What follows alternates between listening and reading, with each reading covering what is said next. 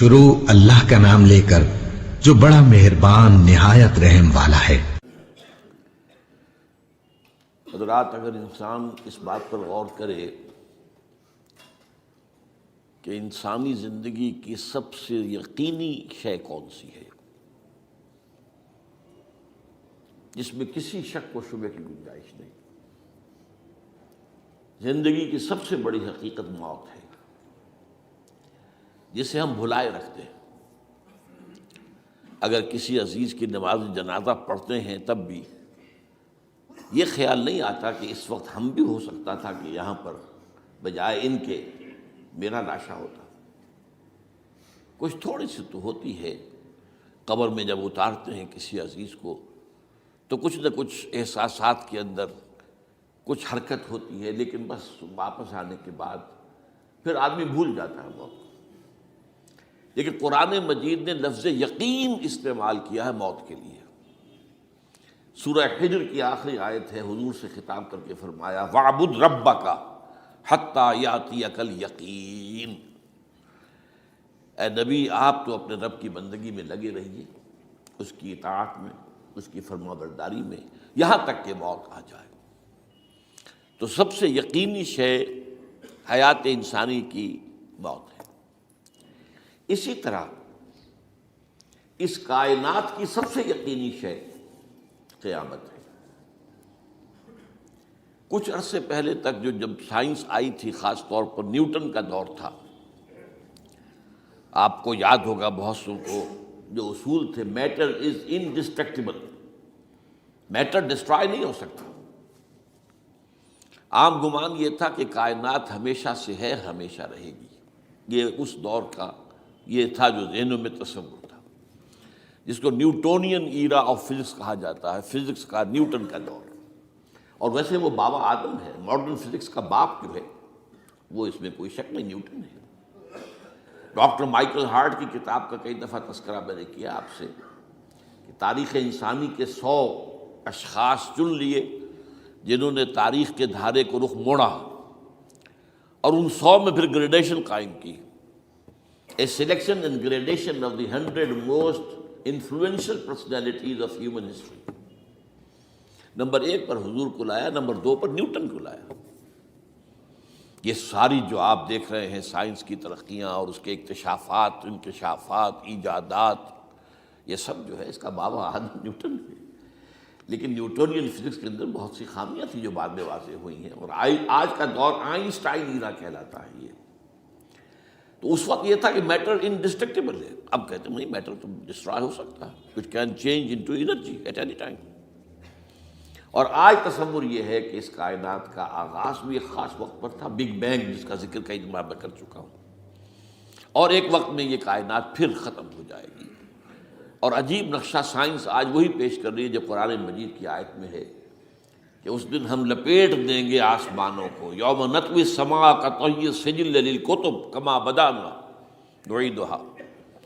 یہ جس طریقے سے کہ پھل جھڑی ہوتی ہے ایک، وہ اس طریقے سے پھیلتی ہے پھل جھڑی، تو اس طریقے سے یونیورس پھیلی ہے، اس کی گیلیکسیز جو ہیں پھیلی ہیں، اور پھر یہ ریورس ایکشن اسی طریقے سے ہوگا، یہ لپیٹ لیا جائے گا جیسے کہ پچھلے زمانے میں کتابوں کے تومار ہوتے تھے۔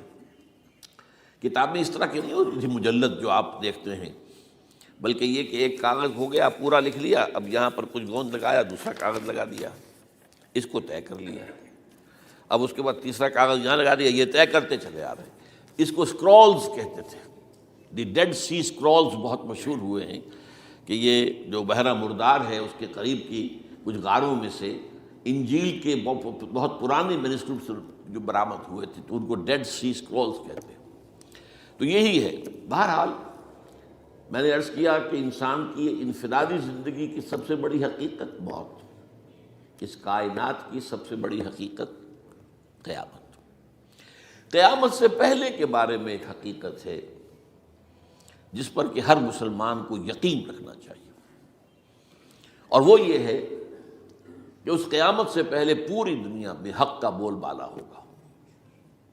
اچھا، یہ وہ بات ہے جو دنیا کے اکثر مذاہب میں ہے، اکثر مذاہب میں، اور خاص طور پر جو 3 یہ مذاہب ہیں جنہیں ابراہیمی مذاہب کہا جاتا ہے، یہودیت، عیسائیت اور اسلام میں تو صراحت کے ساتھ ہے۔ یہود کے ہاں بھی عقیدہ موجود ہے، عیسائیوں کے ہاں بھی ہے، مسلمانوں کے ہاں بھی ہے، کہ اس سے پہلے، اس کائنات کے ختم ہونے سے پہلے، اس زمین کی قیامت آنے سے پہلے اس پر اللہ کا دین غالب ہوگا، کنگڈم آف ہیون اور ارتھ۔ اور یہی بات حضرت مسیح نے کہی تھی اپنے اس وقت کے جن یہودیوں سے مخاطب تھے، ریپینٹ، توبہ کر لو، for the kingdom of heaven is at and.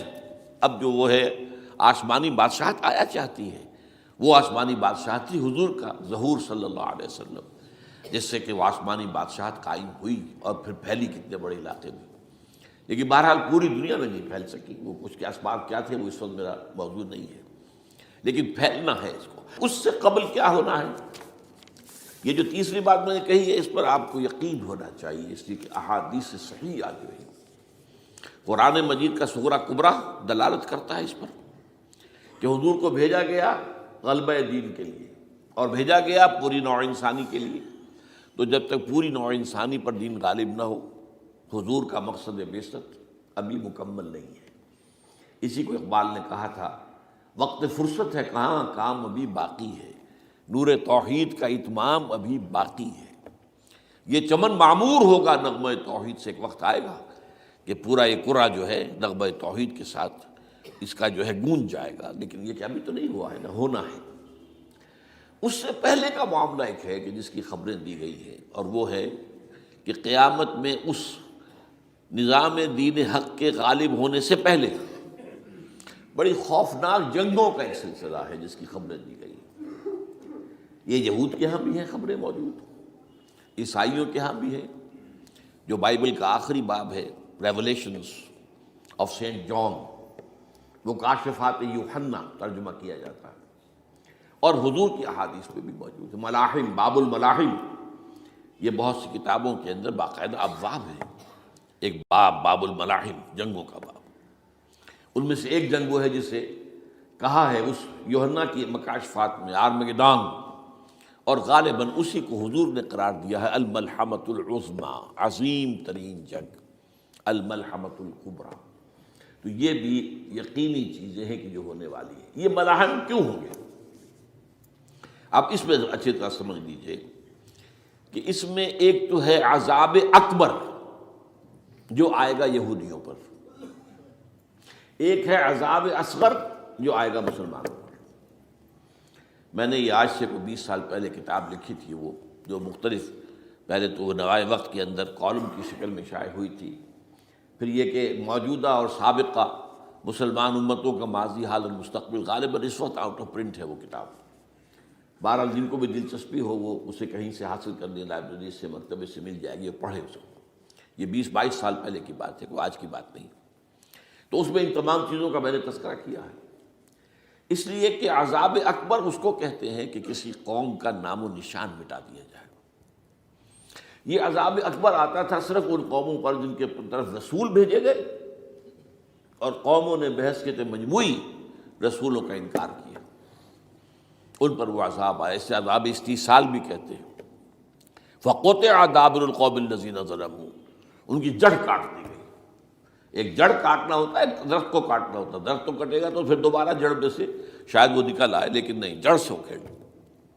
لَا يُرَىٰ إِلَّا مَسَاكِنُهُمْ، یہ عذاب جو ہے اب کسی قوم پر نہیں آ سکتا، اس لیے کہ اب کوئی رسول تو آئے گا ہی نہیں، لیکن ایک قوم پر یہ تاریخ کے قرضے کی حیثیت سے موجود ہے، اور وہ قوم یہود ہے۔ ان کی طرف رسول بھیجے گئے حضرت عیسیٰ ابن مریم، رسولاً الی بنی اسرائیل، اور انہوں نے یہ بات تو بہت دور کی تھی کہ مانتے انہیں اور ان پر ایمان لاتے، الٹا جو کچھ کیا ہے آپ کو معلوم ہے۔ انہیں ولد الزنا قرار دیا، جادوگر قرار دیا، واجب القتل قرار دیا، اور اپنے بس پڑتے سولی پر چڑھوا کر دم لیا۔ حالانکہ بار ہوا یہ نہیں ہے، اللہ نے انہیں اس سے پہلے ہی زندہ اٹھا دیا آسمان پر، دوبارہ وہ آئیں گے۔ بہرحال لیکن اس قوم کے اوپر وہ عذاب جو ہے وہ قرض ہے تاریخ کا، وہ قرض ادا ہوگا۔ حضرت مسیح علیہ السلام ہی آئیں گے دوبارہ، اور ان کے ہاتھوں اس امت کا خاتمہ ہوگا، ایک ایک فرد ختم ہو جائے گا۔ یہ جب میں نے یہ باتیں کہی تھی تو امریکہ میں یہودیوں نے بڑا شور مچایا، میرے خلاف جو ہے ان کی ایک مہم نکلی یہودیوں کی طرف سے کہ اس کی کتابیں وغیرہ، اس کے ویب سائٹ بند کرو، یہ جو ہے اینٹی سیمیٹک ہے، یہ کہتا ہے سب یہودی قتل ہو جائیں گے۔ یہاں پر بھی جو میرے ساتھ ایک ڈائلاگ کرنے کے لیے کوئی 12-13 پروفیسر آئے تھے امریکہ وغیرہ سے، ان میں سے جو یہودی تھا تو اس نے بہت ناراضگی کا اظہار کیا، آپ کہتے ہیں سارے یہودی ختم کر دیے جائیں گے، یہ بات ظاہر بات ہے پیلیٹیبل نہیں ہے۔ لیکن پھر ہمارے ساتھی جو وہاں پر تھے امریکہ میں پریشان ہوئے کہ آپ کے خلاف یہاں پر اب یہ مہم شروع ہو گئی ہے، تو میں نے بتایا کہ یہ تو جو زائنسٹ ہے، جوش زائنسٹ، اور اس کے ساتھ ہے کرسچن زائنسٹ۔ کرسچن زائنسٹ کا رسالہ نکلتا ہے ٹرمپٹ، دی فلاڈلفیا ٹرمپٹ، اس کے مدیر نے خود لکھا ہے کہ 80% یہودی قتل ہو جائیں گے۔ اس کو میں نے یوں سمجھا ہے کہ 20% وہ ہوں گے کہ جو حضرت مسیح کی آمد ثانی پر ایمان لے آئیں گے، وہ بچ جائیں گے، لیکن باقی جو اڑے رہیں گے اس کے بعد بھی تو وہ ختم کیے جائیں گے۔